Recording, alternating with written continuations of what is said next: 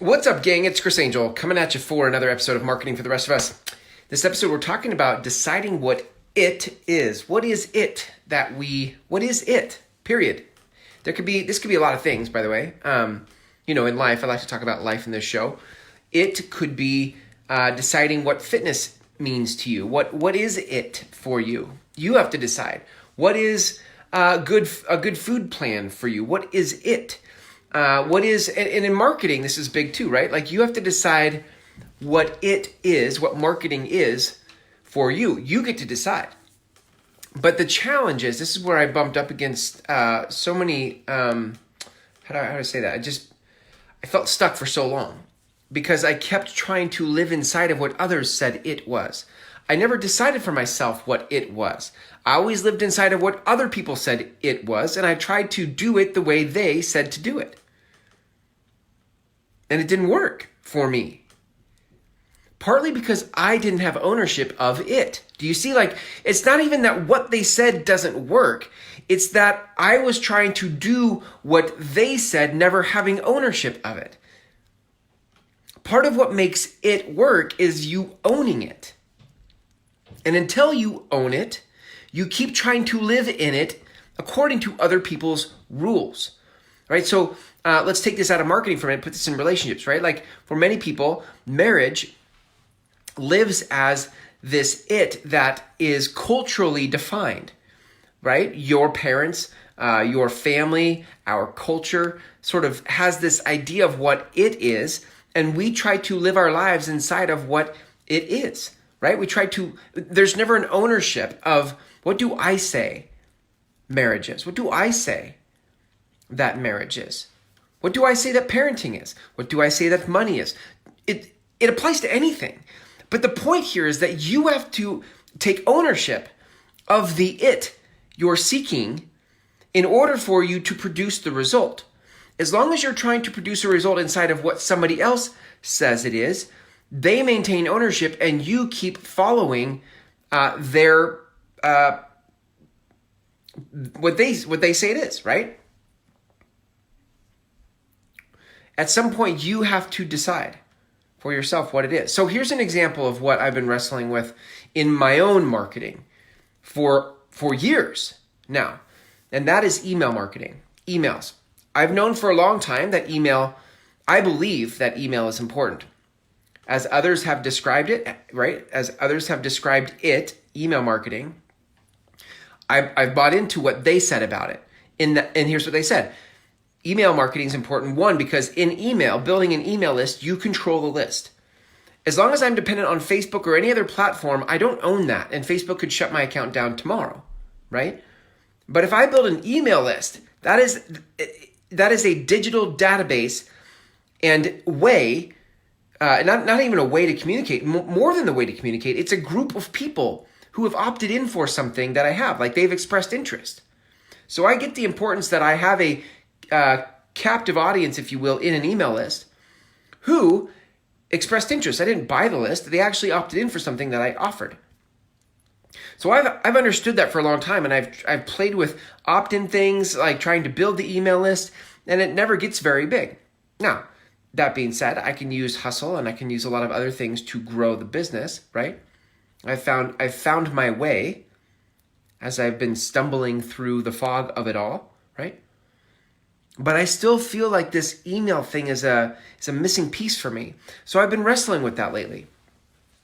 And one of the things I've noticed is that I don't own it yet. I don't own my own opinions and perspectives about what email is, what it is, what it should be, how best to use it, what the experience should be. Because what I know is most people, their experience of receiving marketing emails is crap. Right? I also think, on the flip side of that, people still think email is very personal. I think this is why people get offended about spam. We're like, oh, these stupid people spamming me all the time. You wouldn't be offended if you didn't think if you didn't want to protect your email inbox. So there is this opportunity in here where so many people have abused the platform of email, and yet it still remains a very personal thing for people there are some ingredients here that where email could be really valuable to the receiver. It could be a very effective way to build community and create communication. Could be a fun way to build relationship with people on my list. There's a lot of opportunity here. And what I just haven't done in the past, or I guess what I have done in the past, is I've been trying to figure it out inside of how others describe it. What I haven't done is decide for myself what it is. What is it? What does Chris say it is? And so without me owning it, I've been left with all the mechanics of it. Should I send it weekly? Should I send it daily? Should I send it in the morning? Should I send it from a different email CRM? Do you see like all the how-tos, all the mechanics of it kick in? And listen, I'm telling you right now, you will distract yourself for years playing with the mechanics of things and never getting any results if you don't own the thing you're playing with.